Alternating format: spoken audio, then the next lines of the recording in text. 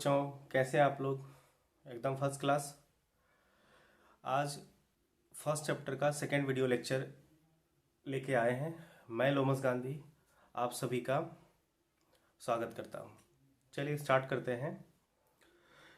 इससे पहले वाले वीडियो लेक्चर में हमने आपको ये बता रखा है कि क्या होता है फिजिक्स, नहीं फिजिक्स का मेन गोल क्या है, उसके क्या क्या बेसिक प्रिंसिपल है जिसमें फिजिक्स काम करते हैं। रिडक्शन हुआ, यूनिफिकेशन वगैरह हो गया। उसके बाद स्कोप क्या है फिजिक्स का, फिजिक्स में हमें कहाँ कहाँ कितनी सारी चीज़ों को पढ़नी होती है, ये सब सारी चीज़ों के बारे में हम लोग बात कर चुके हैं। आज हम लोग बात करेंगे कि फिजिक्स पढ़ने के फ़ायदे क्या हैं, क्यों फिजिक्स को पढ़ा जाए, ठीक है। इन सब सारी चीज़ों के बारे में बात करेंगे। चलिए स्टार्ट करते हैं। तो अगला टॉपिक होगा हमारा एक्साइटमेंट इन फिजिक्स। एनसीईआरटी के हेडिंग के अकॉर्डिंग अगला टॉपिक होगा एक्साइटमेंट इन फिजिक्स, ठीक है। एक्साइटमेंट इन फिजिक्स, देखो जिसमें मान लो कि कुछ ऐसे कंसेप्ट होते हैं जैसे हमारे आसपास बहुत सारी फिनोमेनाएं हो रही होती है। अब मान लो कोई चीज़ ऐसा हो जाता है जिनके बारे में तुम बता देते हो। जैसे मान लो छोटे छोटे बच्चे हमसे मान लो कुछ पूछ लिए, ठीक है। अगर आपको उनके बारे में कंसेप्ट है, जैसे मान लो थंडरिंग क्यों होता है, बिजली क्यों चमकती है, ये सब जो नेचुरल फिनोमेना वगैरह होती है, या जब थंडरिंग होता है वो साउंड इतना ज़्यादा क्यों क्रिएट करता है, ये सब सारी चीज़ें होती है छोटी छोटी, जिनको आप फिजिक्स के लॉ के मीडियम से आप इसको समझा पाएंगे या समझ पाएंगे। तो ये सब चीज़ें आपको पता होनी चाहिए। बहुत सारी जो नेचुरल फिनोमेनाएं होती है उसको आप एक्सप्लेन कर पाएंगे। मतलब ये हो गया कि few basic concepts and laws can explain many phenomena, ठीक है। तो बहुत सारी जो नेचुरल फिनोमेनाएं हो रही थी है उनको आप कुछ कंसेप्ट के मीडियम से माध्यम से आप उसके समझा पाते हैं। दूसरी बात है कि आप नई चीज़ों के बारे में इमेजिंग कर सकते हैं कि नई एक्सपेरिमेंट, नई खोज जो करनी है आपको, उनको आप इमेजिंग कर सकते हैं। अगर आपको फिजिक्स का नॉलेज है तभी आप नई चीज़ों के बारे में डिस्कवर कर सकते हैं, नई एक्सपेरिमेंट के बारे में सोच सकते हैं, अच्छा ये चीज़ ऐसे काम क्यों करती है, नहीं तो फिर रिसर्च आपका स्टार्ट होगा। उसके लिए आपके पास नॉलेज होना चाहिए, ठीक है। तो इमेजिनेट, या ये कह सकते हैं इमेजिनेट न्यू एक्सपेरिमेंट, न्यू एक्सपेरिमेंट्स, ये भी कह सकते हैं। तीसरी जो इंपॉर्टेंट बातें हैं, ठीक है, आप फिजिक्स का यूज नए नए एप्लीकेशन, नई नई डिवाइसेस को बनाने में कर सकते हैं, ठीक है। Application application to make useful devices, है कि नहीं। उसके बाद अगला इंपॉर्टेंट बात कि इसका हमारे डेली लाइफ में काफ़ी ज़्यादा रोल ये प्ले करता है। फिजिक्स हमारे डेली लाइफ में बहुत ही इंपॉर्टेंट रोल प्ले करता है। जैसे हम मान लो चलते हैं, फिजिक्स है, ठीक है, बैठते हैं उठते हैं, कोई भी काम करते हैं, आप अगर देखो तो आप फिजिक्स से घिरे हुए होते हो। मतलब जब आप सो के उठते हो वहाँ से फिजिक्स स्टार्ट होता है, जहाँ तक सोते हो वहाँ तक फिजिक्स, सोने के बाद भी फिजिक्स काम कर रहा होता है। आपका हार्ट बीट कर रहा होता है, ब्लड का सर्कुलेशन हो रहा होता है, नहीं ये सब सारी चीज़ें, हार्ट ब्लड पंप कर रहा होता है, ये सब सारी चीज़ें फिजिक्स ही तो है, ठीक है। बायोलॉजी वाले सोच रहे हैं कि सारी चीज़ें फिजिक्स में है तो फिर बायोलॉजी कहाँ से आ गया, नहीं। मतलब देखो साइंस सब कुछ मिक्स है एक तरह से, नहीं हर फिजिक्स बायोलॉजी को सपोर्ट करता है, बायोलॉजी फिजिक्स को सपोर्ट करता है। ऐसा थोड़े है कि बायोलॉजी वाले फिजिक्स नहीं पढ़ेंगे या फिजिक्स वाले को बायोलॉजी से कोई मतलब नहीं है। तो चीज़ें साइंस ही तो है, हर चीज़ को हम लोग अलग अलग कैटेगराइज कर रखे हैं। तो ऐसा बिल्कुल नहीं सोचना है, ठीक है। तो इसका हमारे डेली लाइफ में एप्लीकेशन है, application in our daily life में भी इसका बहुत ज़्यादा एप्लीकेशन है। एक और पॉइंट समझ लो, अब है कि फिजिक्स हमें हेल्प करता है कि फ्यूचर में जो भी चीज़ें होने वाली होती है, जो न्यू प्रिडिक्शन होंगे, नई फिनोमेना है, या मान लो नई चीज़ें, जैसे पता चलता है कि अच्छा आज से 500 साल बाद ऐसा कुछ होने वाला है, या 5 साल बाद ऐसा कुछ होने वाला है, इन सब सारी प्रिडिक्शन के बारे में हमें फिजिक्स हेल्प करती है, ये प्रिडिक्शन करने में, ठीक है, हेल्प करती है हमारी प्रिडिक्शन ऑफ फ्यूचर इवेंट्स जो बाद में फिनोमेना होने वाली है, फ्यूचर में कुछ इवेंट्स होने वाले हैं, उनके बारे में भी फिजिक्स हमें हेल्प करता है, उसके प्रोडक्शन में हमें हेल्प करता है, एंड मैनी मोर, और भी बहुत सारी चीज़ें होती है, ठीक है, एंड मैनी मोर, बहुत सारी ऐसी चीज़ें हैं जो फिजिक्स हमें बताती है। अगर आपको फिजिक्स है तो बहुत सारी फिनोमेनाएं आप एक्सप्लेन कर सकते हैं। फिजिक्स अगर आपको आता हो तो आप बहुत सारी चीज़ों को एक्सप्लेन कर सकते हैं। बहुत ऐसी जानकारी, बहुत ऐसी सारी चीज़ें हो रही होती है हमारे पास में, वो क्यों होती है हम लोग बस ऐसे मान लेते हैं, जबकि उसके पीछे का साइंस क्या है वो आपको फिजिक्स बताएगा, ठीक है। इसे नोट करिए, साफ करें इसे। आगे हमने एक टेबल ले रखा है एनसीईआरटी में ये टेबल आपको मिल जाएगा, ठीक है। आप एनसीईआरटी में टेबल देख लीजिए, पूरा का पूरा टेबल हम यहाँ पे नहीं लिख रहे हैं, हम यहाँ पे बस उसमें जो इंडियन साइंटिस्ट हैं उनके कंट्रीब्यूशन के बारे में हम आपको बता रहे हैं। हमने थोड़ा अपना कर्तव्य समझा इसे कि आपको इनके बारे में पता चलना चाहिए कि जो इंडियन साइंटिस्ट हैं वो दुनिया को क्या क्या दिया, उन्होंने दुनिया को क्या क्या चीज़ें दी, ठीक है। और आप और सब सारी चीज़ों को देख भी सकते हैं, आप टेबल में आप इसको एक बार देख लीजिएगा। फिर भी थोड़ा सा हम बता रहे हैं आपको, जैसे इनमें से शायद आपने किसी का नाम सुना ही होगा, जैसे एक जीसी बोस हैं, इन्होंने अल्ट्रा शॉर्ट रेडियो वेव्स के बारे में बताया, जो कम्युनिकेशन फील्ड में काफ़ी ज़्यादा इनका यूज़ किया जाता है। Ultra short radio waves India के थे सीवी रमन, ये रमन इफेक्ट के नाम से भी जाना जाता है इसे। ये रमन इफेक्ट एक फिजिक्स में फिनोमेना होती है जिनको रमन इफेक्ट कहा जाता है, इसके ही रिगार्डिंग सीवी रमन नाम सुना होगा। ये कहता है in elastic scattering of light by molecules, जो छोटे छोटे मॉलिक्यूल्स होते हैं वो जब लाइट उस पर पड़ती है तो वो उसको स्केटर्ड कर देता है, और स्केटरिंग का नेचर इन इलास्टिक होता है। आगे देखेंगे ये इलास्टिक और इलास्टिक क्लास 12 में आपको पढ़ने हैं स्केटरिंग, शायद थोड़ा बहुत आप लोग देखेंगे। उसके बाद एक एमएन साहब थे जिन्होंने थर्मल आयोनाइजेशन के बारे में बताया दुनिया को। एस.एन. बोस आइंस्टाइन लेवल के ये साइंटिस्ट थे, एस.एन. बोस आपके, जिन्होंने क्वांटम स्टैटिक्स में अपना मेजर कंट्रीब्यूशन किया है। बोस आइंस्टाइन पार्टिकल के बारे में इन्होंने बताया, एक स्टैटिक्स है बोस आइंस्टाइन के नाम से, दोनों का मिक्स लेके, दोनों के कंसेप्ट को मिला के ये कंसेप्ट बनता है बोस आइंस्टाइन, और यहाँ पे जो बोस है वो एस.एन. बोस है। उसके बाद एस चंद्रशेखर, नाम नहीं सुना होगा इसने आपने इसका, इन्होंने बताया इस स्टार्स का जो इवोल्यूशन हुआ है उसका स्ट्रक्चर, मतलब स्टार्स जो बने हैं उनका स्ट्रक्चर कैसा है, वो कैसे बने और जिसकी बनने की वजह क्या थी, इनके बारे में एस चंद्रशेखर ने बताया, ठीक है। और इन्होंने एक लार्जेस्ट यूनिट, इसके रिस्पेक्ट में एक लार्जेस्ट यूनिट मास दिया जाता है, ये मास का सबसे लार्जेस्ट यूनिट इसके नाम से ही रखा जाता है, जिसको हम लोग चंद्रशेखर लिमिट कहते हैं, चंद्रशेखर लिमिट, जिसका वैल्यू होता है 2.7 इंटू 10⁻30 kg।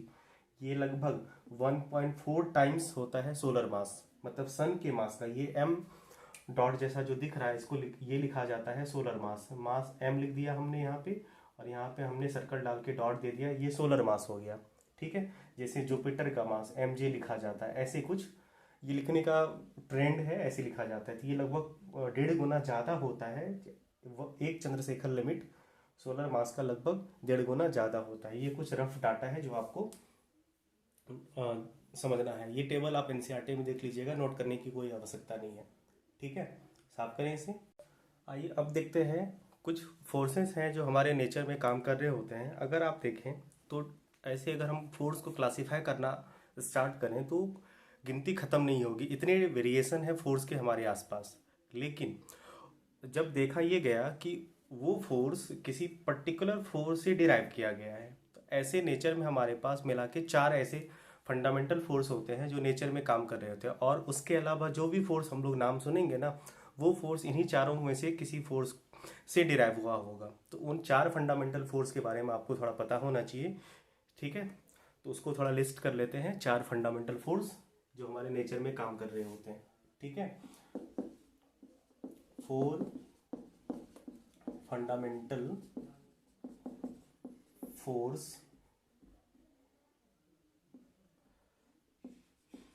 इन नेचर, ठीक है। और वो फोर्स के नाम क्या क्या हैं, आपको ये नाम याद रखने, कभी कभी पूछा जाता है। जैसे पहला है ग्रेविटेशनल फोर्स, ठीक है, ग्रेविटेशनल फोर्स। दूसरा इलेक्ट्रो, ये कह सकते हैं आप इसे इलेक्ट्रोमैग्नेटिक फोर्स, इलेक्ट्रोमैग्नेटिक फोर्स। तीसरा स्ट्रॉन्ग न्यूक्लियर फोर्स,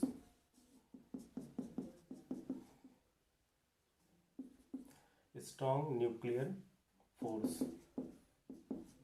ठीक है। और चौथा weak nuclear force, weak nuclear force. ये 4 फोर्स ही नेचर में काम कर रहे होते हैं, ठीक है। Gravitational force, electromagnetic force, strong nuclear force और वीक न्यूक्लियर फोर्स। अब थोड़ा बहुत इनके बारे में जो बेसिक नॉलेज आपको होना चाहिए वो इनके बारे में डिस्कस करते हैं। नोट करिए, इसे मिटाएं। पहला है ग्रेविटेशनल फोर्स, ठीक है। ग्रेविटेशनल फोर्स, ये फोर्स क्या होता है इनके बारे में शॉर्ट में देखिए। जैसे मान लीजिए 2 ऑब्जेक्ट है, एक m1 और m2 मास का, इनके बीच मान लीजिए ये r डिस्टेंस पे रखा हुआ है, तो इसके बीच फोर्स, ये ऑब्जेक्ट इस ऑब्जेक्ट को अपनी ओर खींचता है, ठीक है।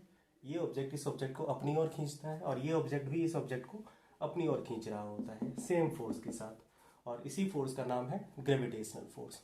क्लियर है, जिसका वैल्यू होता है F इक्वल टू Gm1m2/r², ठीक है।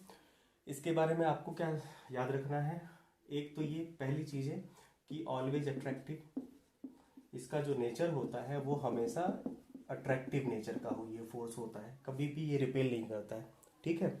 दूसरी बात ये क्या है कि डू नॉट रिक्वायर मीडियम, इस फोर्स को एक्ट करने के लिए किसी भी मीडियम की ज़रूरत नहीं पड़ती है कि एक पर्टिकुलर मीडियम चाहिए तभी ये फोर्स काम करेगा, ऐसा नहीं है। मीडियम है तब भी, मीडियम है नहीं है तब भी ये फोर्स एक्ट करेगा, ठीक है। तीसरी चीज़ें आपको जो ध्यान में रखनी है वो है ये, ठीक है, long range force, long range force, ठीक है। आप देखते भी होंगे कि अर्थ कहाँ है, सन कहाँ है, इनके बीच भी फोर्स ये लग रहा होता है, तो ये लॉन्ग रेंज फोर्स होता है, इसका रेंज काफ़ी दूर दूर तक ये भी एक्ट हो सकता है।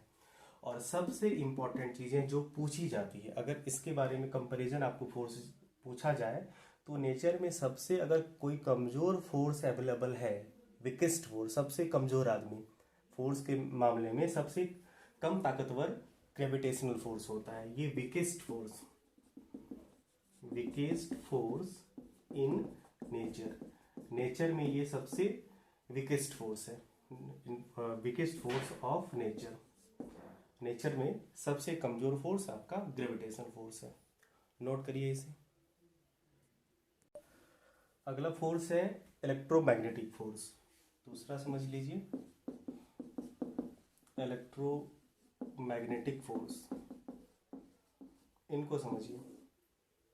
देखो, आप इलेक्ट्रोमैग्नेटिक फोर्स को आप इलेक्ट्रोस्टैटिक फोर्स भी समझ सकते हैं, एक इलेक्ट्रोस्टैटिक फोर्स भी इसी फोर्स का पार्ट है। जैसे मान लीजिए 2 चार्ज हैं, 2 चार्ज पार्टिकल है, एक प्लस माइनस, तो ये चार्ज पार्टिकल मान लीजिए r डिस्टेंस पे रखा हुआ है, तो ये चार्ज पार्टिकल इसे अपनी ओर खींचेगा, ये चार्ज पार्टिकल इसे अपनी ओर खींचेगा, ठीक है। जब 2 डिसिमिलर चार्ज होंगे, दोनों एक दूसरे को अट्रैक्ट करेंगे, वहीं पे जब सिमिलर नेचर का चार्ज होगा, ठीक है, तो दोनों एक दूसरे को रिपेल करेंगे, ठीक है। तो ये चीज़ें आपको पहले से भी पता है कि डिसिमिलर नेचर का जो चार्ज होता है वो दोनों एक दूसरे को रिपेल करता है, क्लियर है। और इस फोर्स का मैग्नीट्यूड हम लोग कैसे कैलकुलेट करते हैं, इसके लिए हम लोग कूलम्ब्स लॉ यूज़ करते हैं, F equal to K Q1 Q2/r²। इसके बारे में अभी नहीं पढ़ना है आपको, बस समझ लेना है। इसके बारे में आपको याद क्या रखना है कि अगर नेचर की बात करें तो ये फोर्स अट्रैक्टिव भी होता है और रिपल्सिव नेचर का भी आपको ये अवेलेबल हो जाएगा। तो दोनों नेचर में, दोनों वैरायटी में आपको ये अवेलेबल होंगे। उसके बाद ये भी, इसको भी मीडियम की आवश्यकता नहीं पड़ती है, मीडियम की जरूरत नहीं पड़ती। अगर इन दोनों चार्ज के बीच मीडियम है तब भी ये फोर्स एक्ट करेगा, और इन चार्ज के बीच अगर मीडियम ना हो तब भी फोर्स एक्ट करेगा। हाँ, फर्क ये पड़ता है कि अगर मीडियम है तो फोर्स का जो मैग्नीट्यूड आएगा, और जब मीडियम नहीं है तो फोर्स का जो मैग्नीट्यूड आएगा वो अलग अलग आएगा, लेकिन फोर्स एक्ट करेगा। हाँ, मैग्नीट्यूड में डिफरेंस आएंगी, लेकिन फोर्स एक्ट होगा, ये फोर्स काम करेगा। ठीक है, अट्रैक्टिव रिपल्सिव नेचर का हो गया। Do not required medium, medium की आवश्यकता नहीं पड़ती है। एक उसके बाद ये भी फोर्स आपका लॉन्ग रेंज फोर्स होता है। ठीक है, लॉन्ग रेंज फोर्स ही होता है ये भी। सबसे इंपॉर्टेंट चीजें जो आपको ध्यान में रखनी है वो है ये स्ट्रॉन्ग फोर्स होता है। ये one of the strong force होता है। ठीक है, ये पावरफुल होता है, मतलब ये ग्रेविटेशनल से तो ज़्यादा ही होगा। जो स्ट्रॉन्ग फोर्स होंगे उनमें से ये भी एक ऐसा फोर्स है जो स्ट्रॉन्ग की कैटेगरी में आएगा। नोट करिए इसे। यहाँ पे एक नोट करने वाली बात ये है कि दो प्रोटॉन के बीच जो इलेक्ट्रोमैग्नेटिक फोर्स लगेंगे और दो प्रोटॉन के बीच जो ग्रेविटेशनल फोर्स लगेगा, उनमें ज़्यादा पावरफुल कौन होगा? Electromagnetic force. ठीक है, कितना? लगभग 10⁻36 टाइम्स। इसको आप ऐसे भी न्यूमेरिकली भी समझ सकते हैं, या तो आप इसे याद रख सकते हैं या तो इसे न्यूमेरिकली समझ सकते हैं। कैसे? देखिए, ग्रेविटेशनल फोर्स के लिए आपको मास का पता होना चाहिए और पर्टिकुलर डिस्टेंस पे आप रख दीजिए। और आपको अगर इलेक्ट्रोमैग्नेटिक फोर्स पता करना हो तो आपको उसके चार्ज का मैग्नीट्यूड पता होना चाहिए। तो आप हमें ये बताइए कि मास ऑफ प्रोटॉन कितना होता है? मास ऑफ प्रोटॉन लगभग होता है 1.6 इंटू 10⁻⁻27 किलोग्राम के आसपास। क्लियर है? ठीक है। उसके बाद चार्ज ऑन प्रोटॉन कितना होता है? चार्ज ऑन प्रोटॉन पे चार्ज कितना होता है? जितना चार्ज इलेक्ट्रॉन पे होता है, और इलेक्ट्रॉन पे चार्ज 1.6 इंटू 10⁻⁻19 कूलम होता है लगभग। ठीक है, चलिए अब आप इनके बीच इलेक्ट्रोमैग्नेटिक फोर्स निकाल लीजिए, इलेक्ट्रोस्टैटिक फोर्स निकाल लीजिए। फार्मूला हमने आपको लिखाया था, कम से कम उसके अकॉर्डिंग तो सॉल्व कर सकते हैं। जैसे देखिए, हमने मान लीजिए इलेक्ट्रोमैग्नेटिक फोर्स निकाला, फार्मूला होता है कि Q1Q2/r²। अब देखिए, चार्ज तो सेम है, आप कह सकते हैं कि Q²/r²। अब यहाँ पे K का वैल्यू, K कांस्टेंट होता है, इलेक्ट्रोस्टैटिक कांस्टेंट होता है।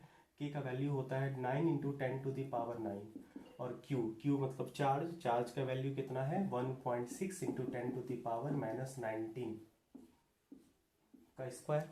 दिख रहा है? डिवाइडेड बाय, मान लो R को आपने R ही रहने दिया, कुछ पर्टिकुलर डिस्टेंस दोनों के लिए सेम रखना है। अगर आपको इनके बीच कंपैरिजन देखना है तो डिस्टेंस जैसे मान लीजिए जब आप इलेक्ट्रोमैग्नेटिक फोर्स निकाल रहे हैं तब जिस डिस्टेंस पे आप रख रहे हो इन दोनों चार प्रोटॉन को, वही डिस्टेंस जब आप ग्रेविटेशनल फोर्स निकालोगे तब रखना। ठीक है, ये डाटा मान लो आ गया। अब हम लोगों ने मान लो ग्रेविटेशनल फोर्स निकाला। ठीक है, फॉर्मूला Gm1m2/r²। ठीक है, तो G का वैल्यू होता है 6.67 इंटू 10⁻⁻11 और M1 M2 तो सेम होगा। मास ऑफ प्रोटॉन रख दीजिए कितना? 1.6 इंटू 10⁻⁻27 किलोग्राम का square divided by R same रहने दें। जब आप इन दोनों का रेशियो निकालेंगे, जब आप इन दोनों को कंपेयर करेंगे, रेशियो निकालेंगे तो R² से R² कट जाएगा, कुछ डाटा वगैरह रिजॉल्व आएगा। तो अगर हम 10 के पावर में देखना चाहें तो यहाँ पे ये जो आएगा इलेक्ट्रोमैग्नेटिक फोर्स जो आएगा लगभग वो 10⁻36 टाइम्स ऑफ ग्रेविटेशनल फोर्स के आसपास आएगा। ये आप कैलकुलेट कर लीजिएगा, लगभग बता रहे ये होता है इसका मेजरमेंट। तो इस हिसाब से आपने ये भी देखा कि इलेक्ट्रोमैग्नेटिक फोर्स, ठीक है, ग्रेविटेशनल फोर्स से कैसे ज़्यादा स्ट्रांग होता है। ये न्यूमेरिकली आपने एक एग्जांपल से समझा। अब इसको आपको हम एक एक्सपेरिमेंट से समझाते हैं कि इलेक्ट्रोस्टैटिक फोर्स या इलेक्ट्रोमैग्नेटिक फोर्स ग्रेविटेशनल फोर्स से कैसे ज़्यादा स्ट्रॉन्गर होता है। ठीक है, इनको साफ करें। जैसे कि मान लीजिए हमने कुछ यहाँ पे छोटे छोटे पेपर के पीसेस को ले लिया। ठीक है, एकदम छोटा छोटा पेपर का पीस है। ठीक। और मान लीजिए हम लोग यहाँ पे एक प्लास्टिक का पेन लेते हैं, ठीक है, जिसको हमने मान लो, ठीक है, जिसको हमने मान लो अपने सूखे बालों से रब कर रखा है प्लास्टिक के पेन को। अब यहाँ पे ये बताइए, जैसे मान लो अर्थ है, अर्थ भी इस पेपर के पीस, जैसे मान लो टेबल पे आपने पेपर की पीस को रखा, ठीक है, तो अगर टेबल ना होता तो अर्थ, जैसे हवा में अगर पेपर का पीस होगा और आप उसे अगर छोड़ देंगे तो वो अर्थ पे गिर जाएगा। वजह क्या है? अर्थ उस पर ग्रेविटेशनल फोर्स लगा रही होगी, ठीक है। तो हम लोग क्या करते हैं इसको, ये जो पेन है मान लो प्लास्टिक का, ठीक है, जो कि रब कर रखा है हमने, तो इसको हमने चार्ज कर रखा है, तो इस पे चार्ज है, मान लो बाल के साथ रब करने पे ये पेन चार्ज हो जाएगा।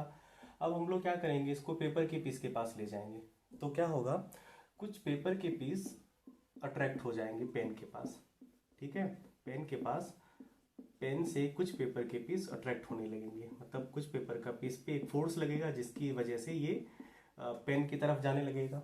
तो जैसे मान लो टेबल पे रखा हुआ है पेपर का पीस, ठीक है, और ये पेपर के पीस के पास अगर आप पेन ले जाएंगे तो ये पेपर के पीस को अट्रैक्ट कर लेगा, तो हवा में आ गया। अब हवा में जो पेपर का पीस है, उस पेपर के पीस पे क्या अर्थ फोर्स नहीं लगा रही होगी, और अर्थ जो फोर्स लगा रही होगी उस फोर्स का नाम क्या होगा, ग्रेविटेशनल फोर्स। फिर भी हवा में जो पेपर के का पीस है, वो पेपर का पीस पेन की तरफ अट्रैक्ट हो पा रहा है। वजह क्या है? वजह यहाँ पे ये है कि पेन उस पर कौन सा फोर्स लगा रहा है, पेन उस पर इलेक्ट्रोमैग्नेटिक फोर्स लगा रहा है या इलेक्ट्रोस्टैटिक फोर्स लगा रहा है, जबकि अर्थ उस पर ग्रेविटेशनल फोर्स लगा रहा है। तब भी ये पेपर का पीस पेन के तरफ अट्रैक्ट हो पा रहा है।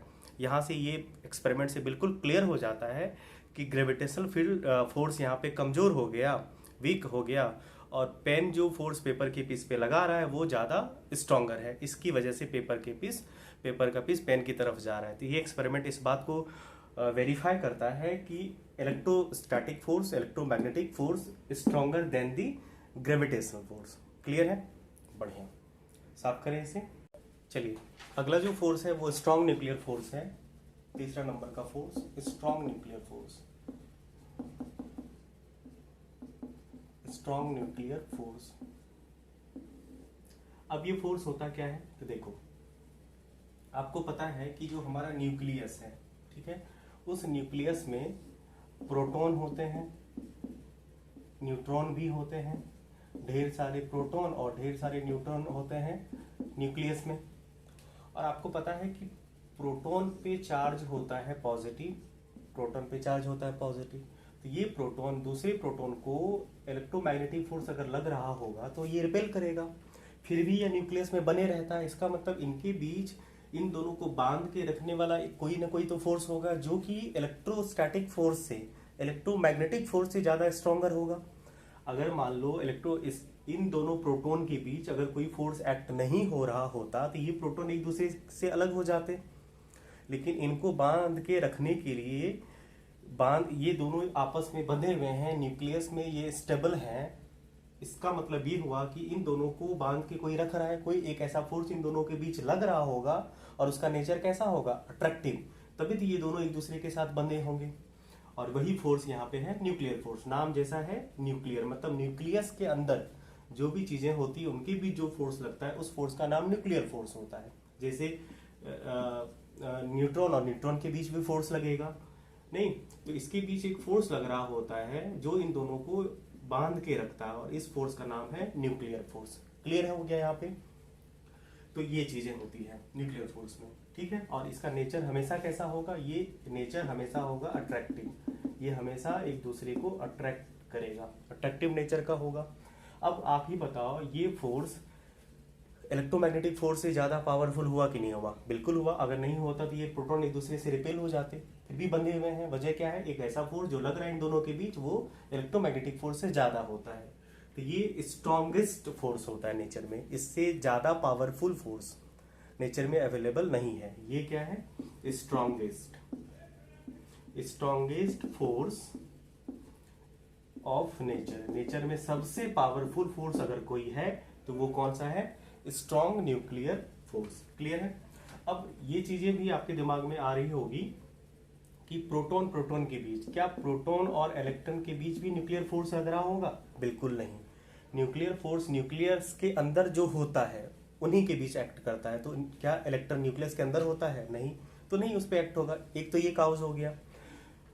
दूसरी चीजें ये है कि देखो, ये शॉर्ट रेंज फोर्स होता है। शॉर्ट रेंज फोर्स होता है। शॉर्ट रेंज फोर्स का मतलब ये एक्ट होता है विद इन दी न्यूक्लियस। ठीक है, विद इन दी न्यूक्लियस मतलब इसका जो रेंज होता है वो 10⁻⁻14 या 15 मीटर के आसपास होता है। आप ये कह दें 10⁻14 15 के आसपास। ठीक है, जबकि प्रोटॉन न्यूक्लियस में होगा, इलेक्ट्रॉन सर्कल आउटर ऑर्बिट में होगा। इनके बीच का मिनिमम डिस्टेंस जो देखा गया है वो लगभग 1 एंगस्ट्रॉन 10⁻⁻10 मीटर तक नोट किया गया है। तो उसके बाद ये तो इसके रिस्पेक्ट में बड़ा हो गया ना, जो कि फेल कर जाएगा। तो ये यहाँ तक एक्ट करेगा ही नहीं, लगेगा ही नहीं। ठीक है, क्योंकि यहाँ तक ये इफेक्ट डालेगा नहीं। शॉर्ट रेंज फोर्स हो गया। उसके बाद एक इंपॉर्टेंट चीज ये है कि ये चार्ज पे मतलब नहीं रखेगा। ऐसा नहीं कि प्रोटॉन प्रोटॉन पे चार्ज है इसी वजह से ये फोर्स एक्ट हो रहा है, बिल्कुल नहीं। तो ये चार्ज पे डिपेंड नहीं करता है। Do not depend on charge. Charge से इसको कोई मतलब नहीं होता है। ठीक है, और ये बाइंड करके रखता है किसको? प्रोटॉन प्रोटॉन को बाइंड करता है, न्यूट्रॉन न्यूट्रॉन को बाइंड करता है, प्रोटॉन न्यूट्रॉन के बीच भी लगेगा। ये इन सबको न्यूक्लियस के अंदर बांध के रखता है। क्लियर है? अगर देखा जाए तो ये फोर्स जो होता है वो इलेक्ट्रोमैग्नेटिक फोर्स से तो बड़ा ही हुआ। कितना बड़ा हुआ? डाटा के अकॉर्डिंग, रफ डाटा बता रहे हैं, लगभग ये 100 टाइम्स ज्यादा, मोर देन। ये फोर्स जो होता है 100 गुना ज्यादा होता है। नीचे नहीं दिख रहा है, सुन लो। ये 100 गुना ज्यादा होता है किससे? इलेक्ट्रोमैग्नेटिक फोर्स से। इलेक्ट्रोमैग्नेटिक फोर्स से न्यूक्लियर फोर्स जो होता है, स्ट्रॉन्ग न्यूक्लियर फोर्स जो होता है वो 100 टाइम्स ज्यादा पावरफुल होता है। ये बात क्लियर हो गई। एक लास्ट फोर्स बचा हुआ है आपका वीक न्यूक्लियर फोर्स, उसको डिस्कस करेंगे और टॉपिक आपका खत्म होगा। नोट करिए इसे। नेक्स्ट और लास्ट आपका फोर्स है weak nuclear force. Weak nuclear force, देखो वीक न्यूक्लियर फोर्स के बारे में उतना ज्यादा डिटेल्स में पढ़ना नहीं है, इनको बहुत कम ही पढ़ना होता है। इनके बारे में कुछ ज्यादा आपके सिलेबस में नहीं है। फिर भी ये समझ लीजिए कि ये कब एक्ट होता है। तो जब कुछ पर्टिकुलर एक स्पेशल न्यूक्लियर प्रोसेस होता है तब ये फोर्स डेवलप होता है। ठीक है, तो ये अपेयर्स होता है, appears only in certain nuclear process. जैसे कि मान लो न्यूक्लियर रिएक्शन वगैरह हो गया, जैसे न्यूक्लियर फ्यूजन फिजन वगैरह टाइप का जो रिएक्शन होता है ना, वहां पे ये वीक न्यूक्लियर फोर्स देखे जाते हैं। ठीक है, जैसे मान लो सच एज बीटा डिके। आपको क्लास 12 में अल्फा डिके बीटा डिके आपको पढ़ना होता है, तो उसमें यहाँ पे आपको ये दिखेगा। कैसे समझना है इसको? जैसे मान लीजिए हमारा जो नेचर है उस नेचर में पार्टिकल होता है और उसका एंटी पार्टिकल होता है। ये कंपोजिशन होता है पूरे नेचर का, पार्टिकल और सबका पार्टिकल का एंटी पार्टिकल होता है। जैसे इलेक्ट्रॉन का पॉजिट्रॉन होता है, ठीक है, उसी तरह से न्यूट्रॉनों का एंटी न्यूट्रॉनो होगा। जैसे मान लीजिए हमने एक पार्टिकल लिया, कोई भी पार्टिकल आया, ठीक है, और उस पार्टिकल के साथ उसके एंटी पार्टिकल का इंटरेक्शन हुआ। ठीक है, अब क्या होगा कि इससे रेडिएशन इमिट होगा, ईएम वेव्स इमिट होंगे, रेडिएशन इमिट होंगे।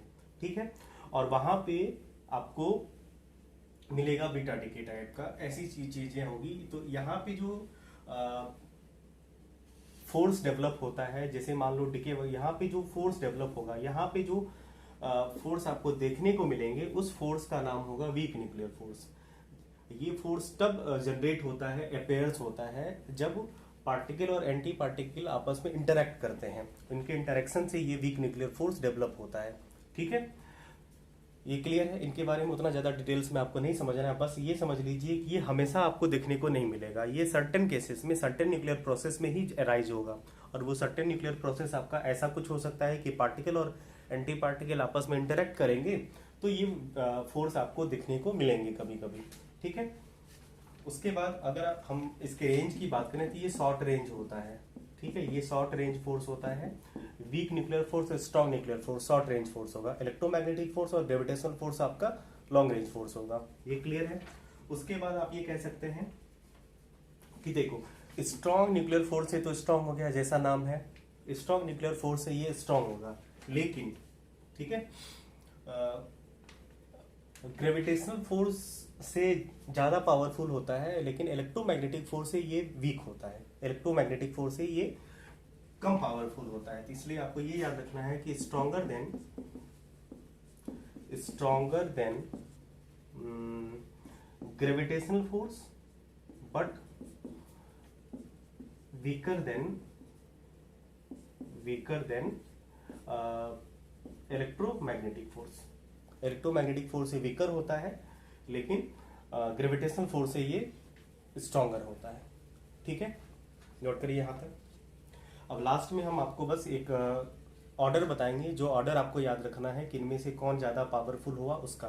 तो आपने इस तरह से क्या देखा कि सबसे ज़्यादा पावरफुल कौन हो गया, सबसे ज़्यादा पावरफुल हो गया आपका स्ट्रॉन्ग न्यूक्लियर फोर्स। उसके बाद आ गया आपका कौन, उसके बाद आ गया आपका, देखो यहाँ पे ये क्या है, इलेक्ट्रोमैग्नेटिक फोर्स से क्या स्ट्रॉन्गर है, तो हो गया आपका कौन सा इलेक्ट्रोमैग्नेटिक फोर्स। उसके बाद आपका आ गया कौन, वीक न्यूक्लियर फोर्स, और देन लास्ट में ग्रेविटेशनल फोर्स। सबसे जो कम पावरफुल का फोर्स होगा वो ग्रेविटेशनल फोर्स होगा। इसको नोट करिए, लास्ट में वो ऑर्डर लिख देते हैं आप। चलिए ये ऑर्डर देख लेते हैं। तो सबसे ज्यादा पावरफुल हो गया हमारा एफ स्ट्रॉन्ग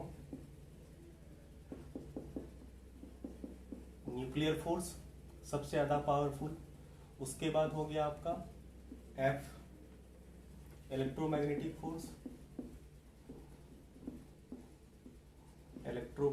फोर्स, उसके बाद हो गया हमारा weak nuclear force and the last में ग्रेविटेशनल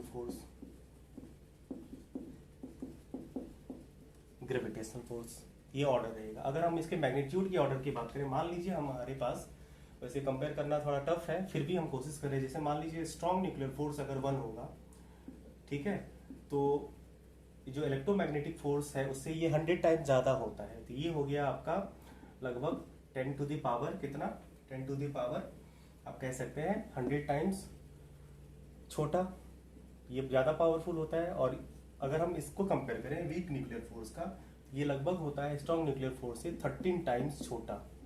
ठीक है, और ये होता है, हमने बताया भी, इसके साथ कंपेयर करके दिखाया भी था 36 के आसपास, तो इससे हो गया लगभग 38, 2 टाइम्स और ज्यादा छोटा। ये हो गया आपका 10 टू द पावर -38। ये लगभग एक रफ डाटा है जो आपको एकदम ध्यान में रखना है। आपको ये चीजें याद रखनी है कि सबसे ज्यादा स्ट्रॉन्गर कौन होगा, न्यूक्लियर होगा, उसके बाद इलेक्ट्रोमैग्नेटिक होगा, देन वीक होगा, देन ग्रेविटेशनल होगा। सबसे जो वीकेस्ट फोर्स नेचर में अवेलेबल होगा वो आपका वीक न्यूक्लियर फोर्स होगा। तो इस तरह से ये टॉपिक आपका खत्म हुआ। तो अगले वीडियो में, लेक्चर में हम लोग मिलते हैं, तब तक पढ़ते रहिए। ऑल द वेरी बेस्ट, धन्यवाद।